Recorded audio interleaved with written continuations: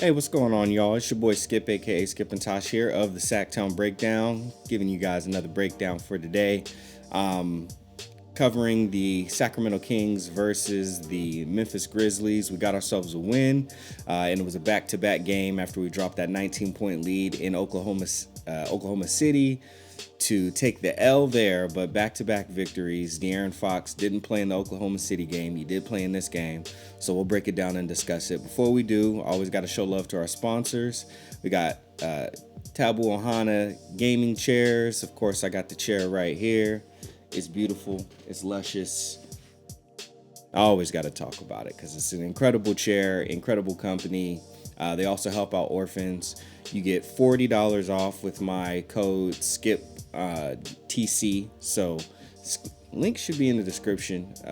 I believe it might be skip_TC, but just check the link in the description and it'll be there. And also we got Computer Booter. If you're looking for a gaming lounge, looking to play some Smash Bros, looking to play some other games, retro games, current games, VR.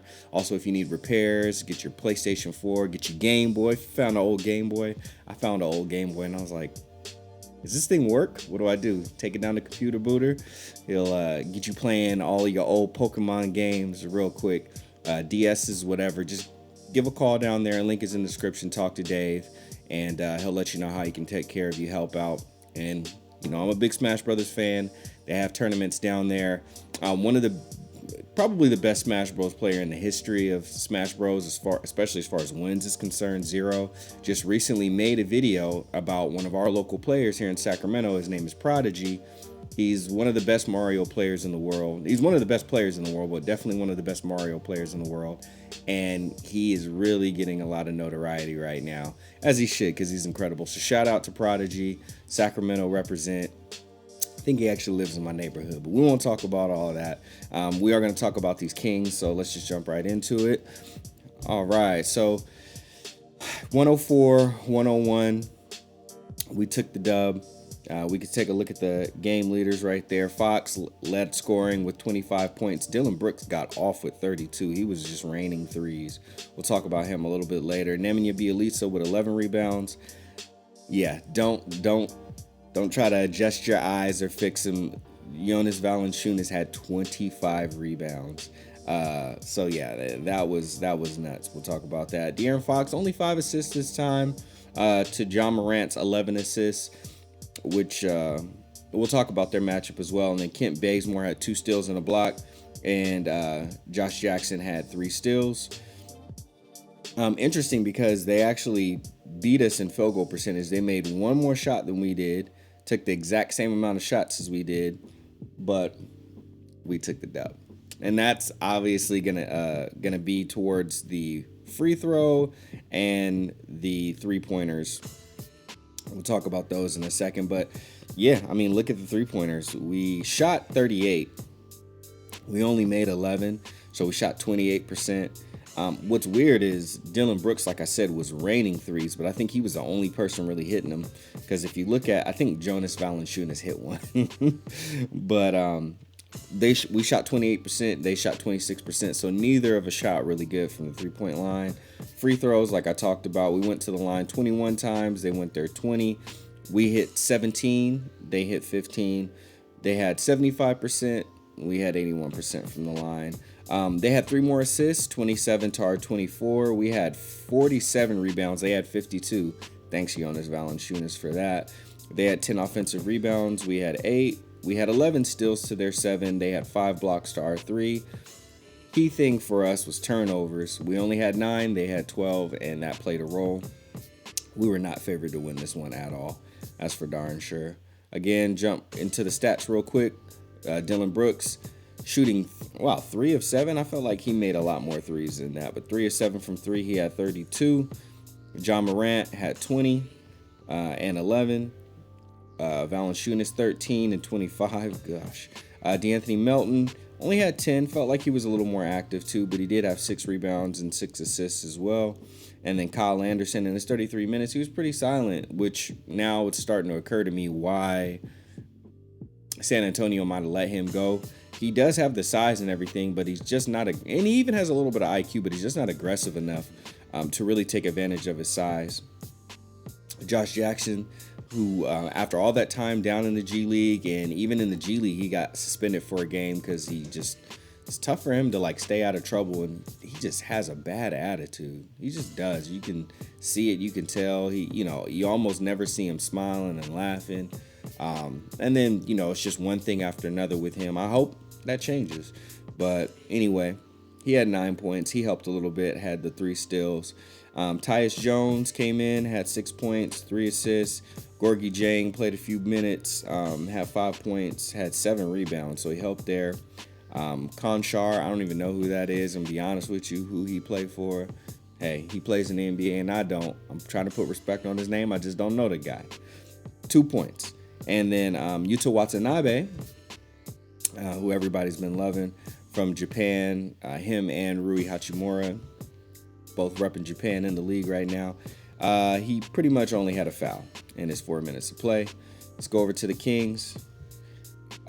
Sacramento Kings, Fox in his 33 minutes had 25 points, 10 to 19, which is awesome. Hit 3 of his 6 3-pointers, 50% from three. I'll take that. Didn't get enough free throws, but I think he was just banged up, so he really wasn't trying to put more more force and more punishment on his body. But he did hit 2 of his 3 free throws, so we're with that. 4 rebounds as well and 2 steals. Harry Giles continues to be solid in his 30 minutes, had 16 points.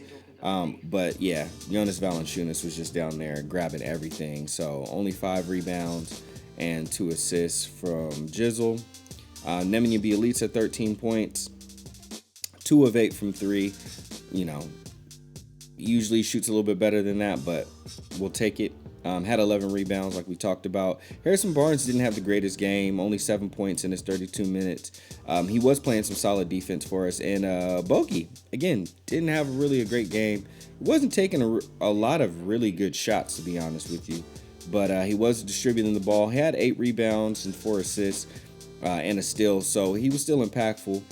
Buddy Hield came in, had a solid game. Not the best game for Buddy Hield. If you look at it, he only hit 4 of his 12 field goals, 2 of 8 from 3. But they were some very timely threes. Bogey hit a timely 3 right as the... actually, I think it was a buzzer beater. Kent Bazemore came in, gave us 13, 2 of 4 from 3. So that was really good. Got chippy down there with... that was the OKC game. And back-to-back, you start to melt things up a little bit. They start to mix together. Alex Len came in, gave us 7 boards and 6 points in his 16 minutes. And Corey Joe in his 15 minutes. Classic Corey Joe fashion, 5 points. But some hard-nosed defense and 4 assists. And that's pretty much that. We started to pull ahead towards the end, and they really started to make it a game towards the end too. They were really good about just staying in games, Memphis, and then coming back and making it a run. But ultimately, we pulled it out. It was just a needed victory.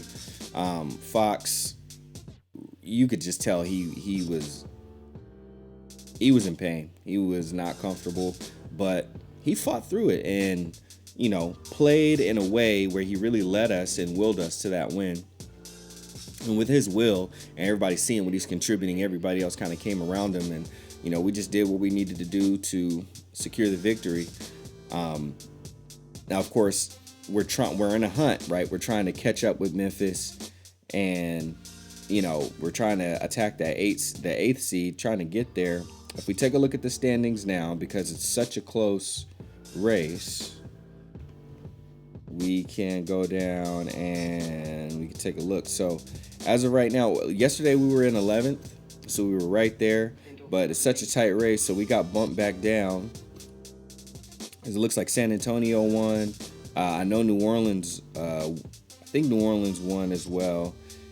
And I think we have enough separation now between the Suns. So I don't see the Suns catching up unless they just go on a tear. But I think they're starting to secure themselves down there and holding that 13th spot steady. We can jump ahead of Portland again. If we take a win today, we'll be 26-34. If they're 26-35, we jump ahead of them. And we'll be right under San Antonio. And New Orleans, they're, even with JJ Redick being injured, it's not a crucial injury from what I hear. It sounds like he'll be back soon, but New Orleans just holding it steady. They got a Zion, they got BI.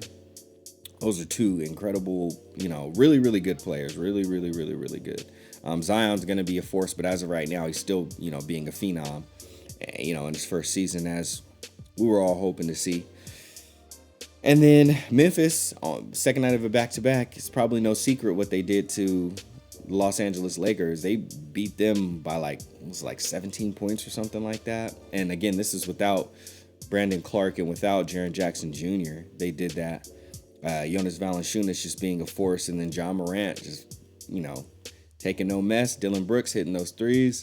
They just came together and made it happen. So kudos to them. They are not giving up that eighth seed without a fight. So as of right now, it looks like New Orleans is that a game and a half? Give them a game, that'll be 18. Okay, so 2.5 games. 2.5 games behind. And then San Antonio is just a half game behind them. Portland's just a half game behind that. And even though Portland is ahead of us because of win percentage, they're .426. We're .424. But we're tied in the amount of games, so we're both at 2.5. So we're both a full game behind New Orleans. San Antonio is a half game behind New Orleans. And then New Orleans is 2.5 games behind Memphis. So for once, not for once, but for the most part, for once, I was rooting for the Lakers when they were playing against Memphis. I was like, please smack them. We need this, and they didn't. So, thanks a lot, Lakers. Even when we're rooting for you, you don't do us no favors. Anyway, got another game coming up. I'll be doing the breakdown for that one. If you guys have any questions or anything else that you guys want to talk about, if you guys have any recommendations or things that you would like us to talk about during these breakdowns or that you would like us to cover, feel free to leave them in the comments.